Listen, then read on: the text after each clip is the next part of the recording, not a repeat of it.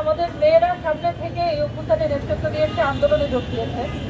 আর আমরা জানি কোনো সমাজে বা কোনো রাষ্ট্রে যখন কিনা আইন শৃঙ্খলা পরিস্থিতির অত্যন্ত অবনতি ঘটে, তখন সমাজের যে নারী এবং শিশু তাদের উপর আরো বেশি করে তারা ভায়োলেন্সের শিকার হয়।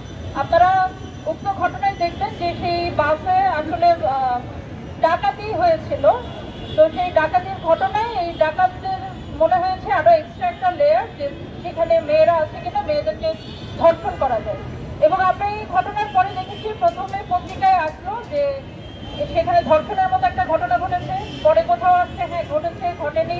বা এই যে সোশ্যাল একটা ট্যাবু, যে যেই মানুষটা একটি অন্যায়ের শিকার হয়েছে তার লুকিয়ে যেতে হচ্ছে যে তার উপর অন্যায়ের শিকার, মানে সে এরকম একটা ঘটনার শিকার হয়েছে, এটা সমাজ জানতে পারলে এটা সেই মেয়ের লজ্জা।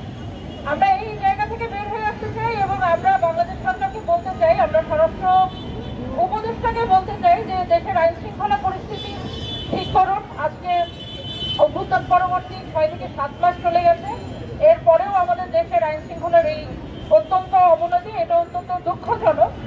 আমাদের মেয়েদের নিরাপত্তা দিন, আমাদের জনগণের নিরাপত্তা দিন। ধন্যবাদ।